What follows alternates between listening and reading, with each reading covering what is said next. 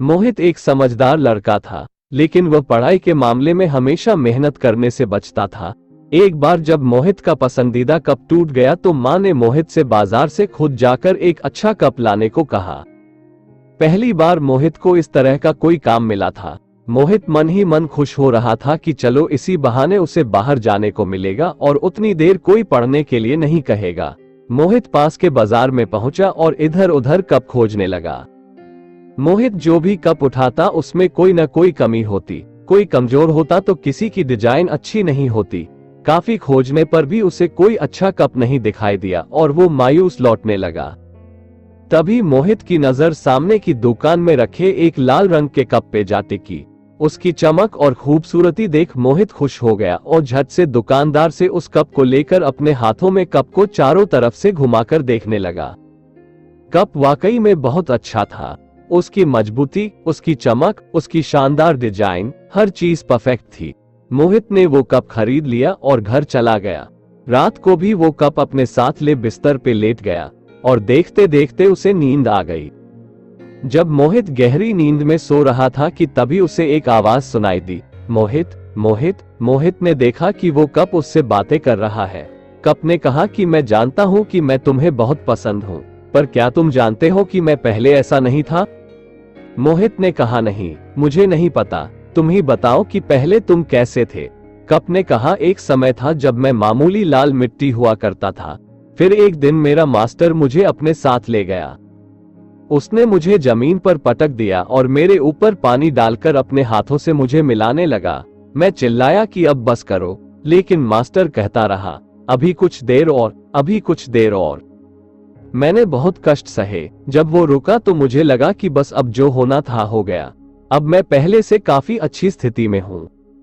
लेकिन ये क्या हुआ, कुछ क्षण बाद उसने मुझे उठाकर एक घूमते हुए चक्के पे फेंक दिया।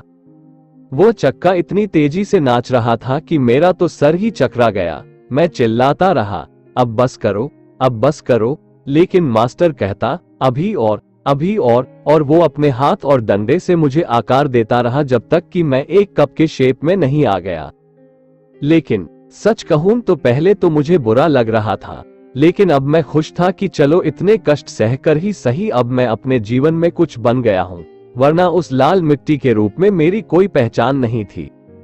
लेकिन मैं गलत था, अभी तो और कष्ट सहने बाकी थे। मास्टर ने मुझे उठाकर आग की भट्ठी में डाल दिया।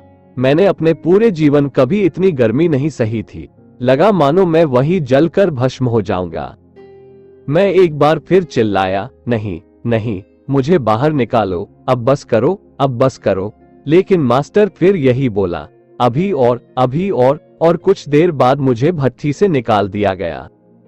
अब मैं अपने आप को देखकर हैरान था। मेरी ताकत कई गुना बढ़ गई थी। मेरी मजबूती देखकर मास्टर भी खुश था। उन्होंने मुझे फौरन रंगने के लिए भेज दिया और मैं अपने इस शानदार रूप में आ गया। सचमुच उस दिन मुझे खुद पर इतना गर्व हो रहा था जितना पहले कभी नहीं हुआ था। हाँ, ये भी सच है कि उससे पहले मैंने कभी इतनी मेहनत नहीं की थी, इतने कष्ट नहीं सहे थे। लेकिन आज जब मैं अपने आप को देखता हूँ तो मुझे लगता है कि मेरा संघर्ष, मेरी मेहनत बेकार नहीं गई।